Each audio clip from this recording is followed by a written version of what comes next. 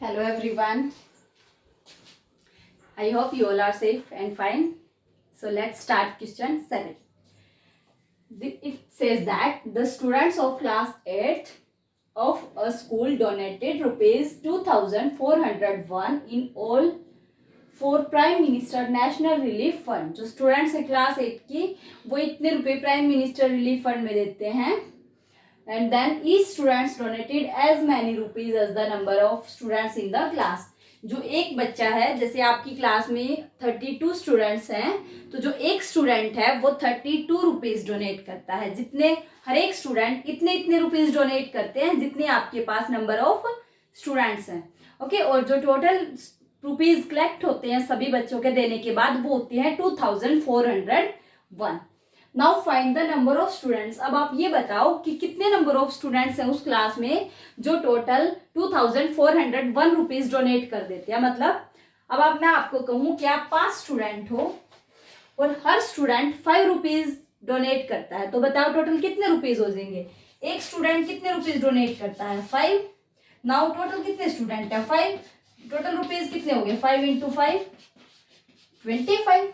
तो सेम अगर number of students अगर x है और वो x रुपीज ही डोनेट करते हैं तो हम क्या करेंगे टोटल रुपीज के लिए? एक स्टूडेंट x करता है, स्टूडेंट x इंटू एक्स मतलब स्क्वायर हो रहा है. अब इसने नंबर ऑफ स्टूडेंट्स अगर दिए होते तो स्क्वायर करके हम नंबर ऑफ रुपीज निकाल लेते, लेकिन इसने क्या दिए हैं?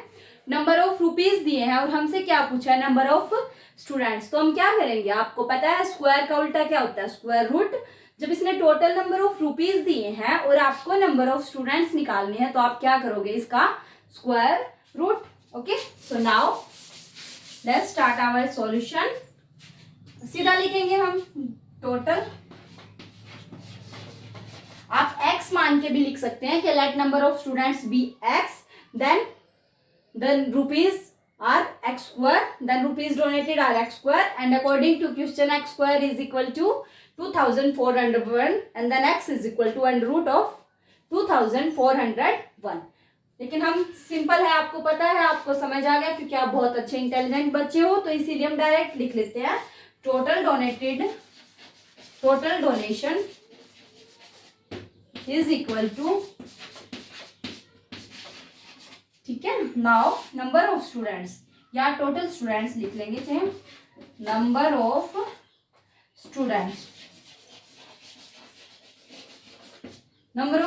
कितने होंगे? Number of students is equal to under root of, okay, ये आपके नंबर ऑफ स्टूडेंट्स होंगे. इसने नंबर ऑफ स्टूडेंट्स पूछा है. अब आप इसका स्क्वायर रूट कीजिए. कैसे करोगे इसका स्क्वायर रूट? आप डिवीजन मेथड से भी कर सकते हो और आप फैक्टराइजेशन मेथड से. डिवीजन मेथड हम बाद में कर लेंगे, यहाँ फैक्टराइजेशन मेथड यूज कर सकते हो क्योंकि आपने कंप्लीट एक्सरसाइज में उसी मेथड को सीखा है और वो आपका एकदम पक्का हो जाएगा. जैसे ही आप उसको करोगे तो आप इसको करो, आप इसका वो निकालो स्क्वायर रूट. नाउ 1 आपको पता है 2 से डिविजिबल नहीं है. Now check by 3. 4 + 2 8, 8 + 1 9 and 9 is divisible by 3. So divisible by 2 + 4 6, 6 + 1 7. 7 is not divisible by 3. Okay, तो अब आप फिर देखिए 5 से डिवाइड नहीं हो रहा है because last digit is not either 0 और नाइदर 0 और nor 5. So it is not divisible by 5. The next prime is 7. आप 7 से चेक कीजिए. 7 3 21 and then 3, 7 4 28 and then 2. yes, 7 से डिवाइड हो गया. 7 3 21 and then 3 and 7 4 28 and 7 3 21. now again it is divisible by 7 because आपको पता है अगर ये क्वेश्चन है, आपको रुपीज दिए गए और नंबर ऑफ स्टूडेंट निकलेंगे तो ये परफेक्ट स्क्वायर होगा. और परफेक्ट स्क्वायर अगर है तो एक नंबर आएगा तो उसका दूसरा पेयर भी आएगा आपके पास. तो 7 4 28 and 7 9 30 63. now 7 7 49 and 7 7 is 1. अब आप देखिए कितने पेयर बन गए? 1 and 2. The square root of this is 7 into 7 which is equal to 49. so आपके पास नंबर ऑफ स्टूडेंट्स भी 49 है और नंबर ऑफ रुपीज भी एक स्टूडेंट जितने भी रुपीज डोनेट करता है, number each student donated 49 rupees. इसने यही पूछा था कि आप बताइए टोटल स्टूडेंट्स कितने रुपए डोनेट करता है। इसने ये पूछा था नंबर ऑफ स्टूडेंट्स कितने, so number of students are 49। Okay, so now let's come to our next question. Now this question is same as your previous question.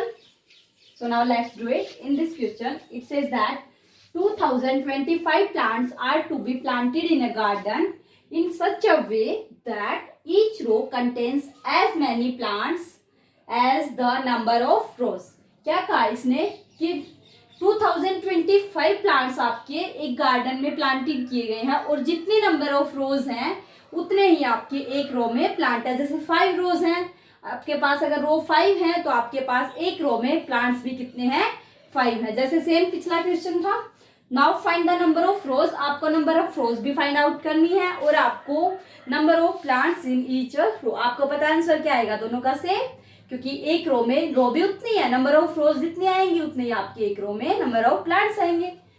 ये क्वेश्चन हम एक्स मान के करते हैं। ओके, पिछले वाला हमने और तरह से किया था, इसको करते हैं लेट, सॉल्यूशन पे आते हैं। Let the number of rows, आपकी मान लिया हमने नंबर ऑफ रोज कितनी है x. Okay, then number of plants, number of plants आपकी जब x रोज है तो number of plants in each row ये भी कितने होंगे x, क्योंकि इसने कहा है जितने नंबर ऑफ रोज है उतने ही आपकी हर एक रो में कितने हैं प्लांट्स हैं। अब जब नंबर ऑफ रोज x है तो उसके बाद क्या होगा, नंबर ऑफ प्लांट्स भी हर एक रो में कितने होंगे x। अब टोटल प्लांट्स,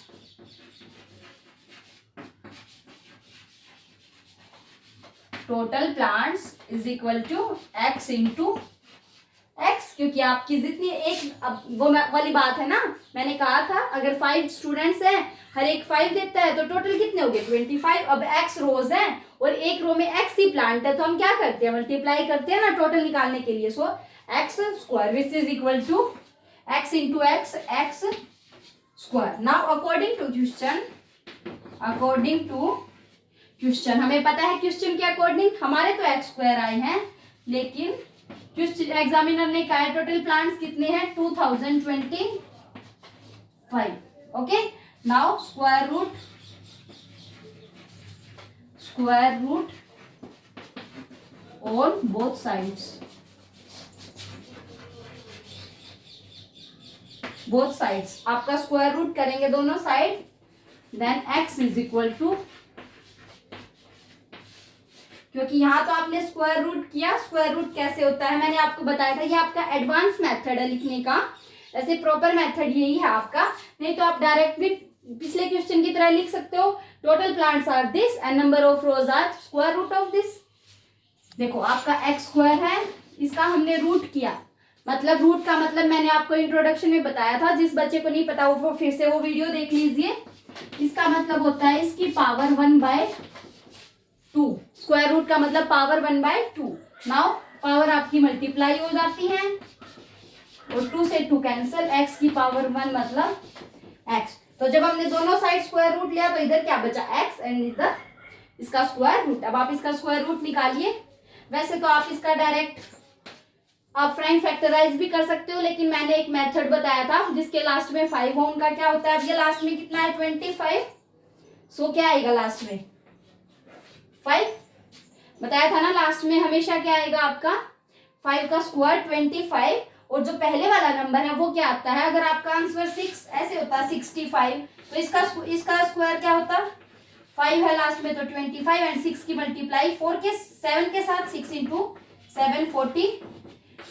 अब दो नंबर जिनकी मल्टीप्लीकेशन क्या हो 20, मतलब 4 इंटू 5 20, सो दिस इज 45। आप देख सकते हैं 45 का स्क्वायर करके, 45 का स्क्वायर कैसे आएगा, लास्ट में 5 है तो 25 और 4 की मल्टीप्लाई इसके नेक्स्ट नंबर 5 के साथ, 5 4 20, यही आ गया ना।